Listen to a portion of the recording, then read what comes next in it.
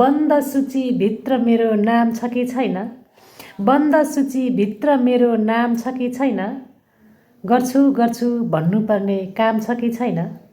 बन्द सूचीभित्र मेरो नाम छ कि छैन? गर्छु गर्छु भन्नुपर्ने काम छ कि छैन?